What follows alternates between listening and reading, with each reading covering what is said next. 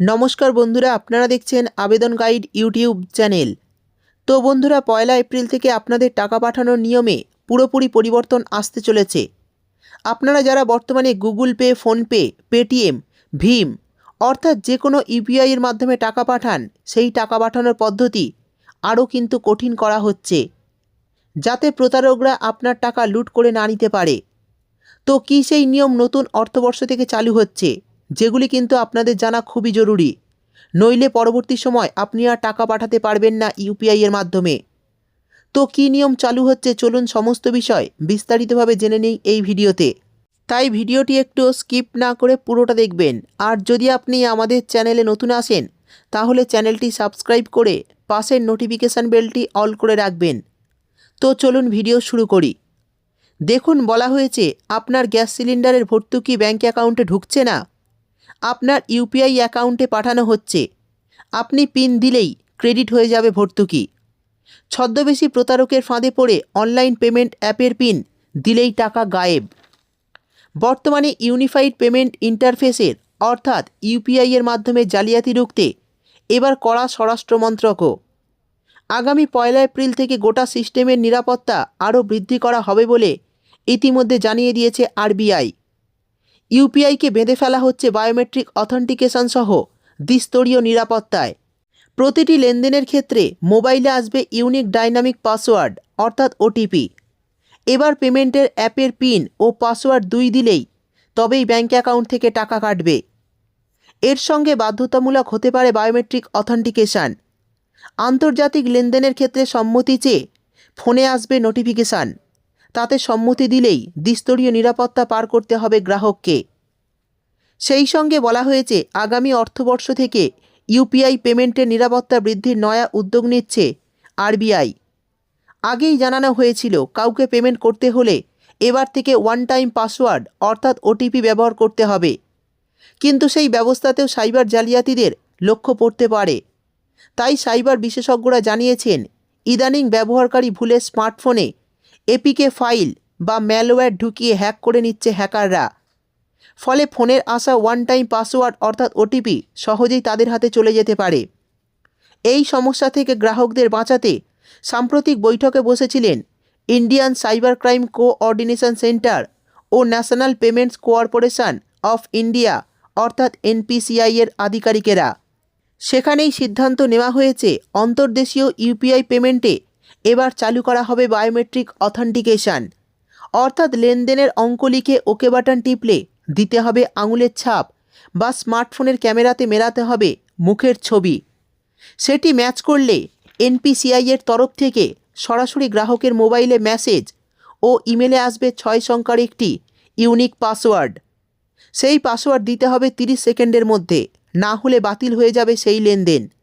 তখন গোটা প্রক্রিয়াটি প্রথম থেকে শুরু করতে হবে। সেক্ষেত্রে ফের বদলে যাবে ওটিপি।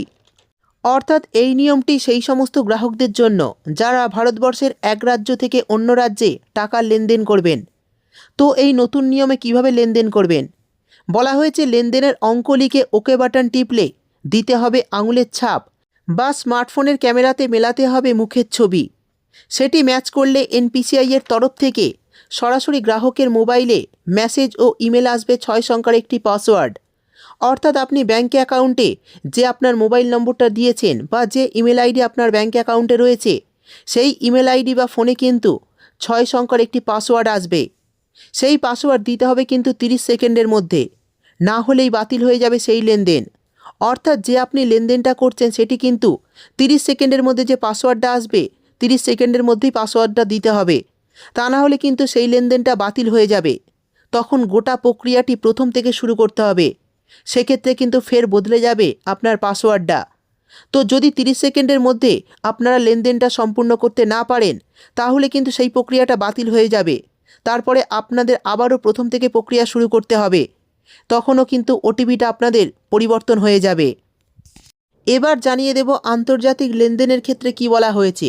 ধরুন আপনি একটা দেশে থেকে অন্য দেশে টাকার লেনদেন করছেন, তো তাদের ক্ষেত্রে কী নিয়ম বলা হয়েছে। দেখুন, বলা হয়েছে আন্তর্জাতিক লেনদেনের ক্ষেত্রে নিরাপত্তা আরও কড়াকড়ি করা হয়েছে। ক্রেডিট বা ডেবিট কার্ড ছাড়া যে কোনো লেনদেনের ক্ষেত্রে গ্রাহকের লোকেশন স্ক্যান করবে UPI. Indian cyber crime coordination centre সূত্রে খবর। এদেশে সাইবার জালিয়াতিদের একটি বড় অংশ সক্রিয় Malaysia, Thailand, Cambodia, Kenya, Nigeria সহ বিভিন্ন দেশ থেকে। সেই কারণে প্রেরক ও গ্রাহকের লোকেশান স্ক্যান করবে ইউপিআই। অতিরিক্ত নিরাপত্তা বেষ্টনী হিসাবে লেনদেনের সম্মতি চেয়ে আসবে নোটিফিকেশান। পূরণ করতে হবে ক্যাপচাও। এখানেও বাধ্যতামূলক বায়োমেট্রিক ওটিপি। অর্থাৎ ইউপিআই এর মাধ্যমে যখন আপনি টাকা পাঠাবেন, এক্ষেত্রে দুটি পদ্ধতির কথা বলা হয়েছে। যদি আপনি ভারতবর্ষের মধ্যে থাকা কোনো ব্যক্তিকে টাকা পাঠান, সেক্ষেত্রে এই যে প্রথম নিয়মটার কথা বললাম সেটা। আর আরেকটি যেটা হলো, যেটা ভারতবর্ষের বাইরে যদি আপনি কাউকে টাকা পাঠান, তো তাদের ক্ষেত্রে কিন্তু অন্যরকম নিয়ম। তো যারা ভারতবর্ষের বাইরে কাউকে টাকা পাঠাতে চান, সেক্ষেত্রে প্রথমে আপনাদের পিন দিতে হবে। পিন দেওয়ার পর বায়োমেট্রিক দেওয়া হবে। বায়োমেট্রিক দেওয়ার পর তার লোকেশান ট্র্যাক করা হবে। অর্থাৎ আপনার লোকেশান আর তার লোকেশান ট্র্যাক করা হবে। আপনি যে টাকা পাঠাচ্ছেন সেই জায়গার লোকেশান এবং যাকে পাঠাচ্ছেন তার জায়গার লোকেশান কিন্তু ট্র্যাক করা হবে।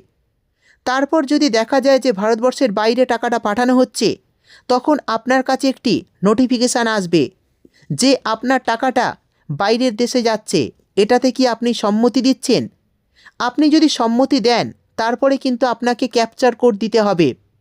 আর সেই ক্যাপচার কোড দেওয়ার পর তার কাছে টাকাটা চলে যাবে। তো যারা এক দেশ থেকে অন্য দেশে টাকার লেনদেন করেন, তাদের জন্য কিন্তু এই দ্বিতীয় প্রসেসটা। এবং যারা ভারতবর্ষেরই এক রাজ্য থেকে অন্য রাজ্যে টাকা লেনদেন করেন, তাদের জন্য প্রথম প্রসেস। তো প্রথম যে প্রসেসটা রয়েছে ভারতবর্ষের এক রাজ্য থেকে অন্য রাজ্যে, সেটাই কিন্তু সোজা। আন্তর্জাতিক ক্ষেত্রে অর্থাৎ বাইরে টাকা পাঠানোর ক্ষেত্রে প্রসেসটা একটু কঠিন। আর এই নতুন নিয়মটি কার্যকর হবে কিন্তু এপ্রিল মাস থেকে। এপ্রিল মাস থেকেই কিন্তু অনলাইনে যে আপনারা পেমেন্ট করেন, সেক্ষেত্রে কিন্তু এই পরিবর্তন আসতে চলেছে। তো এই নতুন নিয়মটি আপনাদের কেমন লাগলো অবশ্যই কমেন্ট করে জানাবেন। ভিডিও ভালো লাগলে একটি লাইক দিয়ে দেবেন আর চ্যানেলটিকে সাবস্ক্রাইব করতে ভুলবেন না। দেখা হবে পরের একটি ভিডিওতে।